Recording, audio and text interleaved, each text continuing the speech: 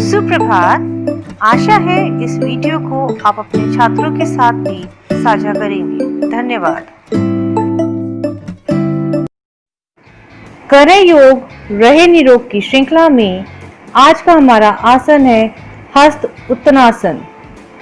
दोनों पैरों को मिलाकर खड़े हो जाएं। अब दोनों हाथों को सामने की तरफ कलाई से क्रॉस कर लें। सांस को भरते हुए अपने दोनों हाथों को एक साथ सिर के ऊपर ले जाएं। गर्दन को पीछे की ओर मोड़कर हथेलियों की ओर देखें। अपने हाथों को अलग ना करें। सांस छोड़ते हुए दोनों बाजुओं को कंधों की सीध में ले जाएं। सांस भरते हुए अपने हाथों को सिर के ऊपर ले जाएं और अपनी हथेलियों को क्रॉस कर लें। सांस छोड़ते हुए हाथों को सामने नीचे की ओर लाएं और गर्दन सीधी कर लें। इस प्रक्रिया को 5 से 10 बार दोहराएं। इस आसन को करने से कंधे सुडौल होते हैं तथा पीठ के दर्द से राहत मिलती है। लेकिन याद रहे, यदि आप उच्च रक्तचाप से पीड़ित हैं तो इस आसन को ना करें। धन्यवाद। Good morning. Thought of the day. आज का सुविचार। The only place where success precedes work is dictionary. वह एकमात्र स्थान जहाँ सफलता कार्य से पहले आती है वह शब्दकोश है। अर्थात सफलता प्राप्त करने के लिए निरंतर कार्य करना व ठोस प्रयत्न करना अति आवश्यक है। बिना प्रयत्न के सफलता प्राप्त नहीं की जा सकती। धन्यवाद। Suprabhat. Today's story is The Lion and the Mouse.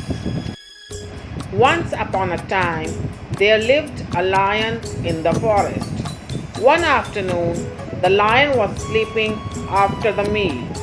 A small mouse started playing on the lion. The lion was disturbed and arose from its sleep. It caught up the mouse with his paw and roared loudly. The little mouse was terrified. The mouse pleaded, "O king, please don't eat me. If you let me go today, I will be of some help to you one day." The lion was amused hearing what the tiny mouse said, but it took pity and let the mouse go. One day, when the lion was roaming in the jungle, it was caught in a net spread by the hunters. The lion roared loudly and tried to escape, but in vain. All the animals, including the mouse, heard the lion's roar. The mouse came rushing to help the lion. It started cutting the net with its teeth and set the lion free. The lion was very happy. The king thanked the mouse and both became good friends. The moral of the story is, mercy brings its reward. No one is small or big. Love and kindness are never wasted. What you cannot accomplish by force, you can accomplish by kindness. Thank you. Good morning, everyone. Today I am reciting a poem, Work is Worship. Work while you work, play while you play. That's the way to be happy and gay. All that you do with your might. Things done by halves are never done right. One thing at a time and done well is a golden rule, as many can tell. Moments are useless, trifled away, so work while you work and play while you play.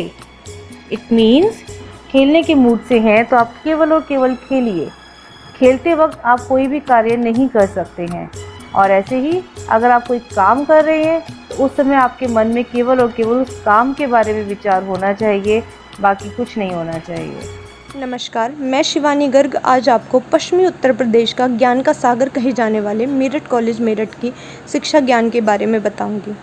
Meerut college पश्चिमी उत्तर प्रदेश का राज्य पोषित संस्थान है। यह college Chaudhary चरण Singh university से affiliated है। इस कॉलेज की स्थापना 1892 में की गई। इसका कैंपस 100 एकड़ में फैला हुआ है। यह college science, art and commerce में स्नातक व परास्नातक कोर्सों को उपलब्ध कराता है तथा इन विभागों में पीएचडी कोर्स भी उपलब्ध हैं। यह कॉलेज विभिन्न अन्य पाठ्यक्रमों के साथ Indira Gandhi national open university का भी स्टडी सेंटर है। यह कॉलेज सीमित शुल्क में अच्छी शिक्षा उपलब्ध करा रहा है। मेरठ कॉलेज 15 जुलाई 1892 में केशरगंज टाउन हॉल बिल्डिंग में स्थापित किया गया। W.U.K. बेनाउड ये पहले इंग्लिश प्रिंसिपल थे। 5 शिक्षक और 70 स्टूडेंट्स के साथ इस कॉलेज की स्थापना ब्रिटिश शासनकाल में हुई थी। यह कॉलेज अपनी प्राचीनता को संजोए हुए कुछ समय तक वहीं रहा। वेस्टर्न कचहरी रोड कमिश्नरी चौक पर अब यह स्थापित है। यह कॉलेज 100 से ज़्यादा कोर्सों को संचालित करने वाला वेस्ट यूपी का पहला कॉलेज है। कॉलेज में 300 से कमरे हैं। मेरठ कॉलेज का इतिहास अपने अंदर विभिन्न उपलब्धियों को संजोए हुए है।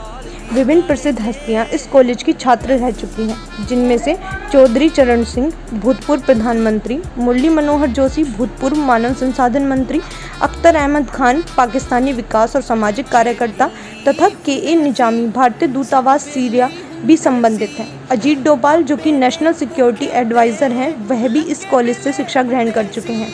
यह कॉलेज 128 साल पुराना ब्रिटिश शासनकाल में अपनी नींव को संजोए हुए है तथा मेरठ ही नहीं वेस्ट यूपी तथा देश भर में अपनी छाप छोड़े हुए हैं। आशा करती हूँ कि आप भी इस ज्ञान के सागर पर गर्व महसूस करते होंगे और आप भी इस ज्ञान के सागर का भ्रमण करेंगे।